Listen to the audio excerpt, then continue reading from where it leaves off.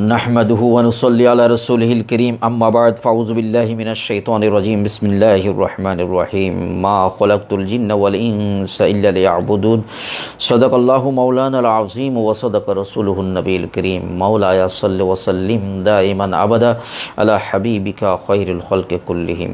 सम्मानित सुप्रिय दर्शक श्रोता আসসালামু আলাইকুম ওয়া রাহমাতুল্লাহি ওয়া বারাকাতুহু। আশা করি ভালো আছেন, ভালো থাকবেন, সুস্থ থাকবেন, নিরাপদে থাকবেন সে কামনা শুরু করছি আজকের আলোচনা।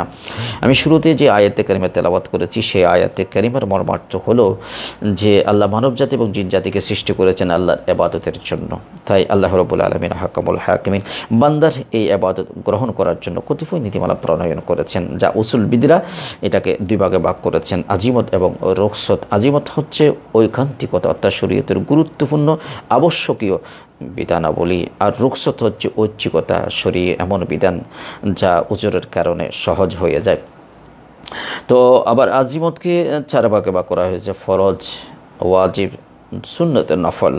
তো নিঃসন্দেহে ফরজের গুরুত্ব অত্যাধিক, যেমন রাসূল করিম সাল্লাল্লাহু তাআলা আলাইহি ওয়াসাল্লাম হাদিসে পাকে ঘোষণা করেছেন। এটি বুখারী শরীফের রওয়ায়াত, হযরত আবু হুরায়রা রাদিয়াল্লাহু তাআলা আনহু তিনি রওয়ায়াত করেছেন, মা তাকাররাবা ইলাইয়া আবদি বিশাইইন আহাব্বা ইলাইয়া মিম্মা ইফতারাতু আলাইহি, যে আল্লাহর কাছে সবচেয়ে অধিক প্রিয় আমল হচ্ছে ফরজ আমল, যে ফরজ আমলের দ্বারা বান্দা আল্লাহর নৈকট্য হাসিল করতে পারে, আল্লাহর সান্নিধ্য অর্জন করতে পারে, কুরবত হাসিল করতে পারে এই ফরজ ইবাদতের দ্বারা। আবার ফিকহি নীতিমালাও সেদিকে দালালত করে, যেমন আল্লামা রুজাই মিসরি রহমতুল্লাহ আলাইহি তার লিখিত কিতাব আল আসবা ওয়ান নাজায়ের, যে কিতাবটি তিনি ফিকহি কায়দার আলোকে তিনি এটা প্রণয়ন করেছেন। তার ভিতরে একটা কায়দা রয়েছে, আল ফরদু আফদালু মিনান নফল, অর্থাৎ ফরজ ইবাদত নফল ইবাদতের চাইতে উত্তম। কিন্তু কিছু কিছু ক্ষেত্রে স্থানকাল পাত্র পেতে সময় বিশেষ সময় সাপেক্ষে যে কিছু মাসালা অর্থাৎ নফল সুন্নত মাসালা ফরজের উপরে সবকত নিয়ে নেয়, অর্থাৎ এটি নফল ইবাদত হলো, সুন্নত ইবাদত হলো, কিন্তু ফজিলতের দিক দিয়ে সওয়াবের দিক দিয়ে ফরজের উপরে চলে যায়, অর্থাৎ ফরজের উপরে স্থান করে নেয়। যেমন মাহে রমজানের ও রোজা, এটা মুসাফিরের জন্য ফরজ নয়, মুসাফিরের জন্য রুখসত রয়েছে, অর্থাৎ সে চাইলে রাখতেও পারবে, নাও রাখতে পারবে। কিন্তু যদি সেই মুসাফির সফর অবস্থায় যদি রোজা রাখে, এই সফর অবস্থায় এই রোজাটা মুকিম অবস্থায় রাখা রোজার চাইতে অনেক উত্তম, অনেক উত্তম। একইভাবে ফতোয়ায়ে শামিতে রয়েছে, ওয়াকাত সওমুল মুসাফিরে ফি রমাদানা ফাহু আফজালু মিন সওমিল মুকিম, ওয়াকাত তাকবীরে ইলা সালাতিল জুমা ফাহু আফজালুন মিনাজ যিহাবে ইলান নিদায়ে মা আন্নাহু সুন্নাতুন ওয়াসানি ফরজুন। যে জুমার নামাজ ফরজ, আজান পরে মসজিদে যাওয়াও কিন্তু মুসল্লিদের জন্য ফরজ, কিন্তু কেউ যদি ওয়াক্ত হওয়ার পূর্বে যদি মসজিদে চলে যায় সেটা তার জন্য ফরজ নয়, সেটা তার জন্য সুন্নত। এই সুন্নত ওয়াক্ত হওয়ার পরে যেই ফরজ, সে ফরজের চাইতে অনেক উত্তম। একইভাবে দেখা যায় যে নামাজ যেমন ফরজ, তার জন্য উজু কিন্তু ফরজ, কারণ উজু যদিও বা ইবাদতে গায়রে মকসুদা, কারণ ফিকহি কায়দা রয়েছে ইজা সাবাতা বিলাওয়াজিমিহি, যে কোনো বস্তু বা কাজ বাস্তবায়ন করার জন্য তার আনুষঙ্গিক উপকরণ বা বিষয়গুলোকে কী করতে হয়, বাস্তবায়ন করতে হয়। যদি উপলক্ষ যদি ফরজ হয় তাহলে তার আনুষঙ্গিক বিষয় কিন্তু ফরজ হয়ে যায়। যেমন হজ করা ফরজ, হজের জন্য সফর করাও ফরজ, জিয়ারত করা সুন্নত, জিয়ারতের জন্য সফর করাও সুন্নত। ঠিক অনুরূপভাবে নামাজ যেমন ফরজ, তার জন্য উজু ফরজ, কিন্তু ওয়াক্তের পরে উজু করাটা ফরজ, ওয়াক্তের পূর্বে উজু করাটা ফরজ নয়।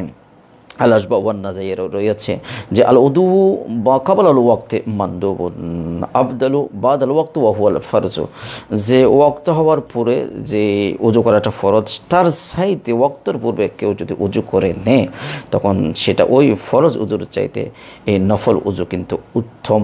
একইভাবে দেখা যায় যে ফতোয়া আল আসবা ওয়ান নাজায়ের রয়েছে যে আল ইবতিদাউ বিস সালামি সুন্নাতুন আফদালু মিন রাদ্দিহিল জওয়াব কেউ যদি সালাম দেয়, সালাম দেওয়াটা সুন্নত, আর সালামের জবাব দেওয়াটা কিন্তু ফরজ। ফিকহি ইসতিলাহে ফরজ, যে ইবাদতের ক্লাসিফিকেশনে দেখা যায় ফরজের গুরুত্ব বেশি, কিন্তু এক্ষেত্রে সুন্নতের গুরুত্ব বেশি। কারণ সালাম দেওয়া সুন্নত, যিনি সালাম দিয়েছেন সুন্নত আদায় করেছেন, আর যিনি জবাব দিয়েছেন তিনি ফরজ আদায় করেছেন। ওই ফরজের চাইতে এই সুন্নতের গুরুত্ব অনেক বেশি, কারণ এই সুন্নত আপনার ফরজের আবিষ্কারক। সুবহানাল্লাহ। দেখুন, কেউ যদি মান ওয়াজাব আলাইহি দিরহাম ফাদাফা দিরহামাইনে, তার উপরে 1 দিরহাম ওয়াজিব, কিন্তু সে যদি 2 দিরহাম খরচ করে অথবা 2 দিরহাম যদি ব্যয় করে, 2 দিরহাম যদি ফকির মিসকিনকে দেয়, তাইলে তার 1 দিরহাম ফরজ, ওই ফরজের চাইতে 2য় দিরহাম যেটা তার উপরে নফল সেটা উত্তম। কেউ যদি কারো কাছ থেকে কর্জ নেয়, কর্জের জন্য সে ওয়াদা করেছে যে আমি 3 তারিখ দেব, সে 3 তারিখ দেওয়াটা তার জন্য ফরজ ছিল, কিন্তু সে 3 তারিখ না দিয়ে আগাম 1 তারিখ যদি সে তার কর্জগুলো দিয়ে দেয়, তাহলে সেটা তার জন্য ফরজ ছিল না, সেটা সুন্নত। এই সুন্নত ওই ফরজের চাইতে উত্তম। শরীয়তের এই সমস্ত বিধানাবলী রয়েছে। ঠিক এই সাথে একটি মাসালা আমি যোগ করতে চাই, যে আমাদের দেশে ঈদে মিলাদুন নবীর ব্যাপারে মুখালেফিন মোতারেজিন অনেক আপত্তি করে, অভিযোগ করে এটা নফল ইবাদত, এটা সুন্নত, এই বিষয়কে নিয়ে এত বাড়াবাড়ি করার দরকার নাই। আসলে এটা নামে সুন্নত, কিন্তু কামত ফরজের অনেক উপরে। যে নামাজ, রোজা, হজ, যাকাত, এগুলো ফরজ ইবাদত, কিন্তু এগুলার জন্মদাতা হচ্ছে পবিত্র ঈদে মিলাদুন নবী সাল্লাল্লাহু তাআলা আলাইহি ওয়াসাল্লাম। তাই শরীয়তের কিছু বিধানাবলী রয়েছে যেগুলা নফল হলেও সুন্নত হলেও অনেক সময় ফরজের উপরে সবকন নিয়ে নেয়। আল্লাহ রাব্বুল আলামিন হাকামুল হাকিমিন এই বিষয়গুলোকে আমাদেরকে মনে প্রাণে গ্রহণ করে সেই মতে আমল করার এবং সেই মতে আকীদা পোষণ করার আল্লাহ আমাদেরকে তৌফিক দান করুক। ওয়া আখিরি দাওয়ানা আলহামদুলিল্লাহি রাব্বিল আলামিন। আসসালামু আলাইকুম ওয়া রাহমাতুল্লাহি ওয়া বারাকাতুহু।